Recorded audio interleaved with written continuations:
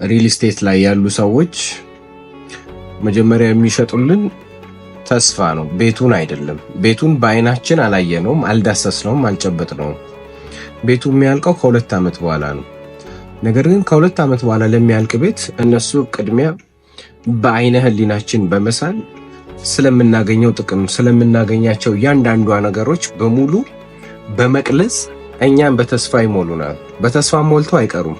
ለስራ ምቹ ነው፣ ለቤተሰብህ በጣም ምቹ ነው፣ ለልጆች ትምህርት ቤት፣ ላስተዳደጋቸው፣ የምታገኛቸው ማህበረሰቦች፣ ኢንቫይሮንመንቱ፣ እነዚህ ሁሉ ነገሮች ተጠራቅመው ነው የምታገኛቸው። ሰው የምትገዛው ቤት ብቻ አይደለም የሚል የሚገርም ድንቅ ንግግር ተናግረው እኛን አሳምነውን እኛም ገንዘባችንን እንከፍላለን ላላየነውና ላልዳሰስነው ነገር።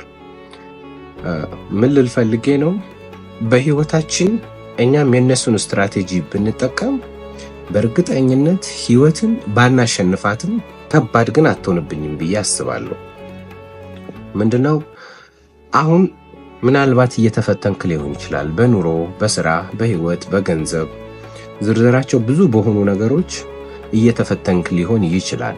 ነገር ግን አንተም ያላየኸው ማንነትን ልታየው፣ ልትገነባው፣ ሊሰማህ ግድ ይላል። ዛሬ ቀኑን የምጀምረው በተስፋ ነው፣ በእምነት ነው። ጥሩ ነገር አገኛለሁ፣ ቀኔን ባርኬው አወጣለሁ፣ እማቀውንም እማላቀውንም በረከት ይዤ ወደ ቤቴ እገባለሁ በሚል ተስፋ ነው ቀንህን መጀመር መቻል ያለብህ። አሁን ካለብህም ሱስ ካለብህም ችግር ስትወጣ መውጣት ስታስብ በአንድ ጊዜ ዝም ብዬ እወጣለሁ ማለት የለብህም።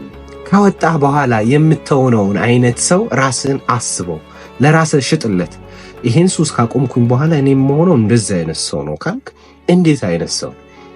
ኦኬ፣ እሱን ሰው በቀን በቀን የህይወት ውጣ ወረድ ውስጥ እየሳልከው፣ እያነበብከው፣ እያገዛኸው፣ እያመንከው፣ እሱን ሰው እያየኸው፣ በህሊና በልብህ እያመንከው እየሳልከው ልትኖር ይገባል።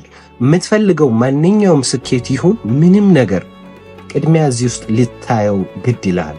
እዚህ ውስጥ ካየው በኋላ ወደ እውነታ ለማውረድ እንቅስቃሴዎችን ትጀምራል። እዚህ ካላየኸው ግን ወደ እውነታ ሊመጣ አይችልም። በዚህ መንገድ ነገሮችን የምናሸንፍ ይመስለኛል።